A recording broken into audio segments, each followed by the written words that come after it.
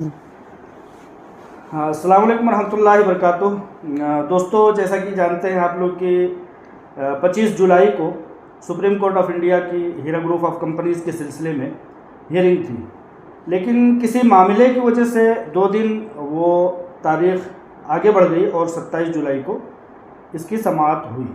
अब आज चूँकि आपा आलमा डॉक्टर नोहरा शेख साहिबा से उस ताल्लुक़ से तफसीली बातचीत के लिए हम उनके हुजूर पेश हुए हैं, तो अब आपा आलमा डॉक्टर नोहरा शेख साहिबा से ये जानना चाहते हैं और तमाम लोगों की ये ख्वाहिश है कि आपा की ज़ुबानी मौजूदा सुप्रीम कोर्ट की अपडेट जो है वो तफसीली तौर पर बताएं, ताकि एक अंदाज़ा लग सके कि इंशाअल्लाह ताला राहत कितने दिनों तक आने में कामयाबी मिल सकती है। जी, अस्सलामु अलैकुम रहमतुल्लाहि बरकातुहू।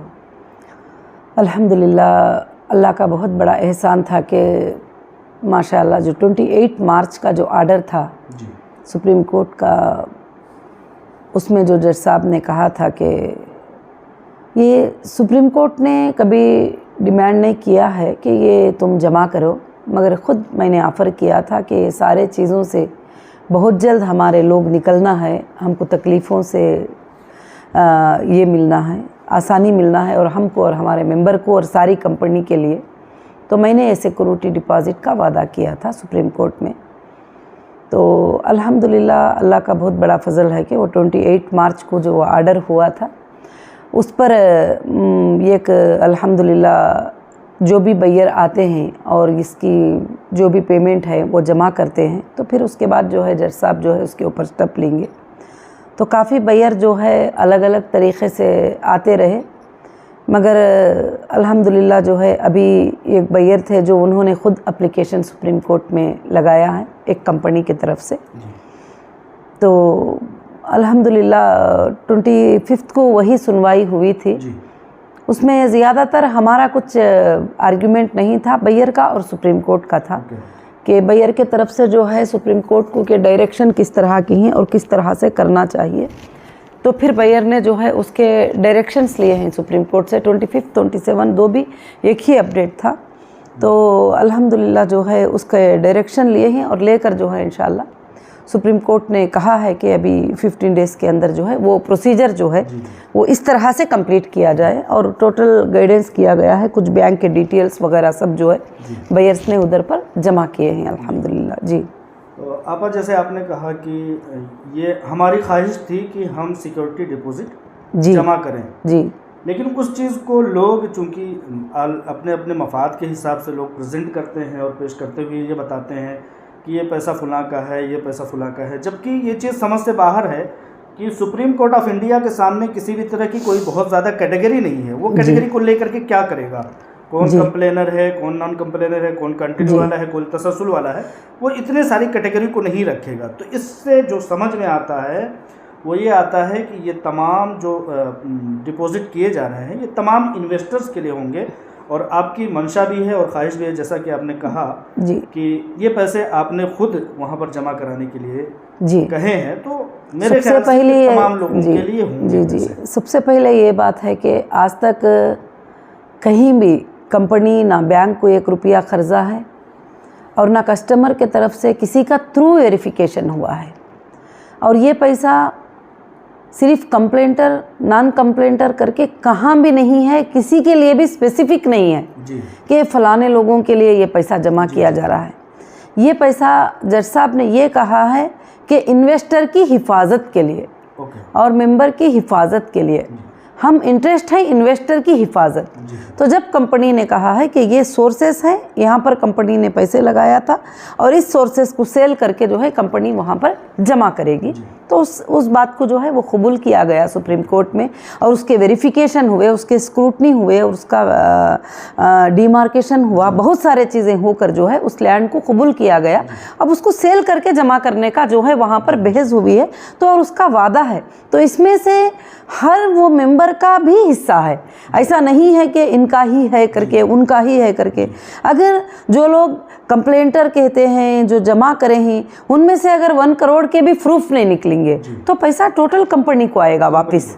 अगर कोई बंदा जो है वहाँ पर आकर प्रूफ नहीं कर पाएगा कि मैं इन्वेस्टर हूँ, मैं फ़लाने टाइम पर बैंक में ट्रांसफ़र किया था, इतना मिला है, इतना नहीं मिला है, तो वो जितने लोग प्रूफ करा लेंगे उनको जाएगा वो पेमेंट, चाहे वो कंप्लेंटर में से हो, चाहे नॉन कंप्लेंटर में हो, चाहे SFIO में जमा थे वो, चाहे हमारे हीरा ग्रुप में जमा थे। यहाँ पर जो पैसा जमा किया जा रहा है ये सिर्फ हमारा बोनोफाइड शो करने के लिए, सुप्रीम कोर्ट को बताने के लिए कि हम लोग भागने वाले नहीं हैं, हम लोग कहीं जाने वाले नहीं हैं, हम लोग बेअमानतदार नहीं हैं, हम अमानतदार हैं, हम तुम्हारे पास रखेंगे, लो जितने लोग आना है आ जाने दो और इसमें से चेक करके तुम पेमेंट करो।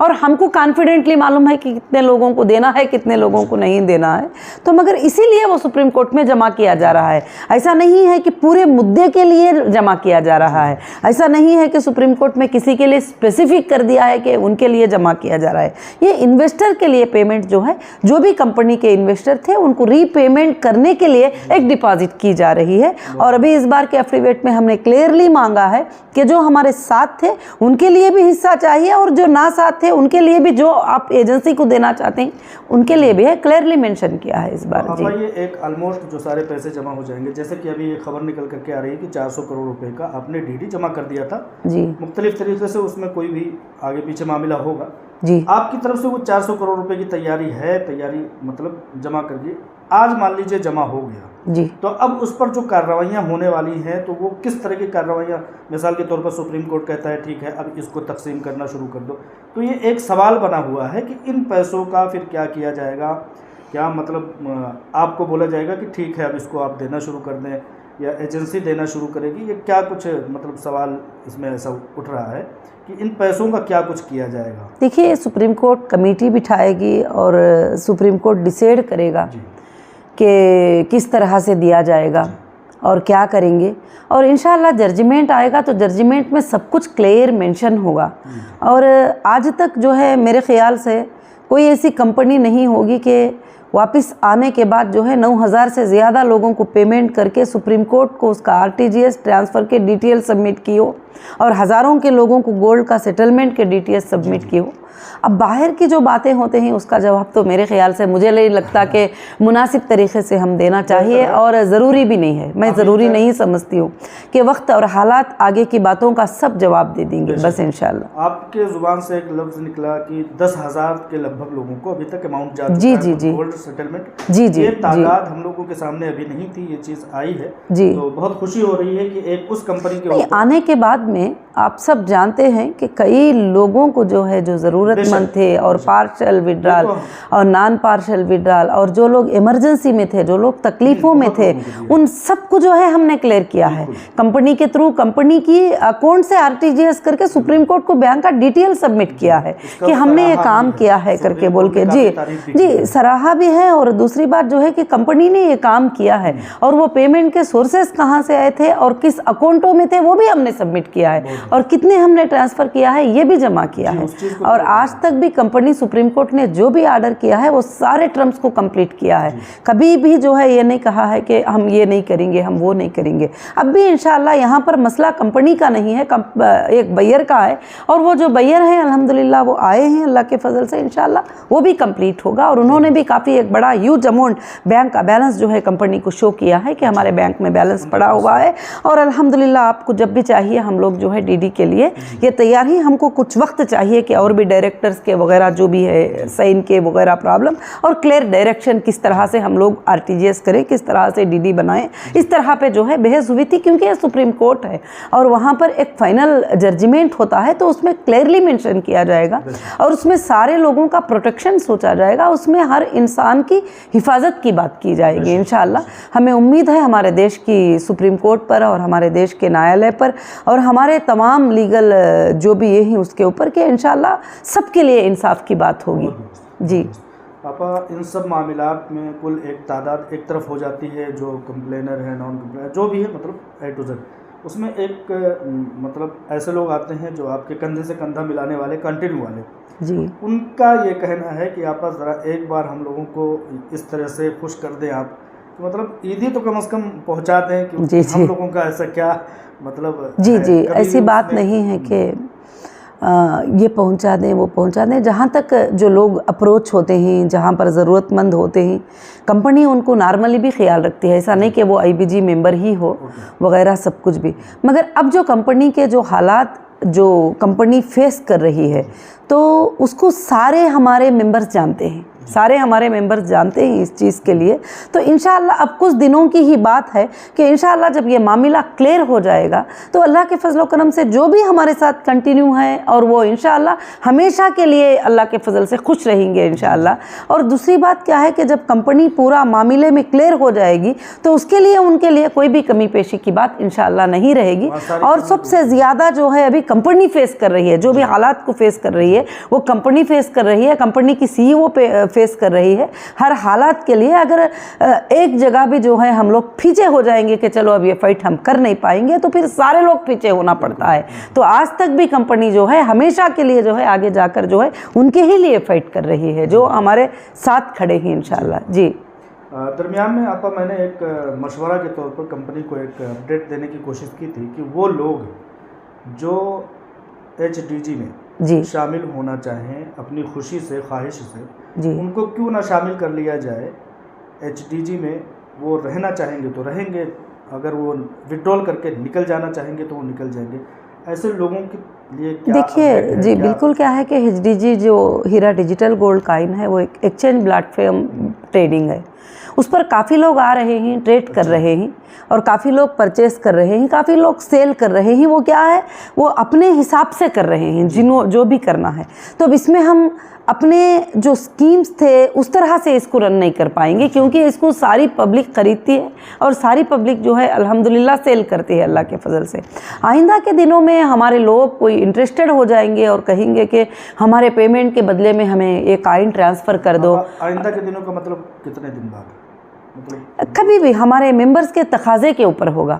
अगर वो कहेंगे कि हमको जो है कि आप कॉइन ट्रांसफ़र कर दीजिए, या आपको प्रॉफिट के बदले में कॉइन ट्रांसफ़र कर दीजिए, या उसके बदले में हमको कॉइन दे दीजिए, बाद में हमारे अकाउंट्स पूरे एक्टिव जब ट्रांसफ़र होंगे तो उस वक्त में हम पेमेंट लेंगे। हमको सिक्योरिटी के लिए इस तरह से डिजिटल कॉइन, जिसको डिजिटल कॉइन का नॉलेज हो, क्योंकि हमारे काफ़ी मेंबर ऐसे हैं कि जिनको डिजिटल कॉइन का नॉलेज नहीं है, उसके अप्स एंड डाउन्स के बारे में वो जानते नहीं है, डॉलर्स के रेट में होते हैं तो फिर वो कमी पेशी के बारे में भी जानते नहीं है, उसके लिए ट्रेड करना भी उनके लिए जो है थोड़ा मुश्किल भी होता है। तो अगर कोई कस्टमर ये कहते हैं कि हमें जो है हमको हमारे वैलेट में कॉइन को ट्रांसफ़र कर दो, हम सिक्योर हैं, तो अल्हम्दुलिल्लाह कंपनी इंशाल्लाह उस बात पर, उनके तकाज़ों पर तैयार हो जाएगी। मगर ये तादाद उसके अंदर शिरकत हो जाए, तो जब उसकी सर्विसेज शुरू करेगी और उसको जो है देने के लिए भी जो है कंपनी तैयार हो जाएगी। ऐसा कुछ भी नहीं है। मगर आइंदा के दिनों में जो सेफ़ होंगे वो डिजिटल असेट्स में ही सब लोग सेफ़ होंगे, क्योंकि वो जहाँ चाहे मूव कर सकते हैं और लेके जा सकते हैं, सेल कर सकते हैं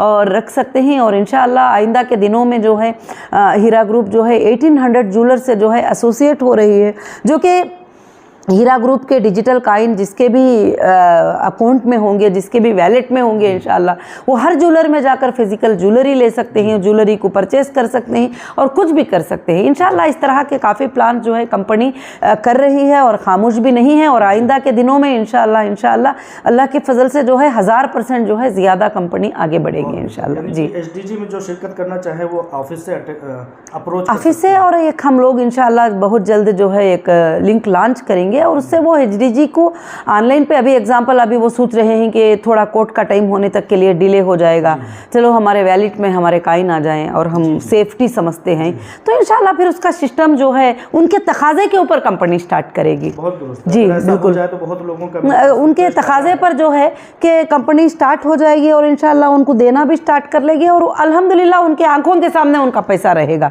मगर फ्लक्चुएट से उनका निकल कर जो है उनके वैलेट में चले जाएगा, बस इतना ही होता है इंशाल्लाह। जी, उनकी जिम्मेदारी में चले जाता है।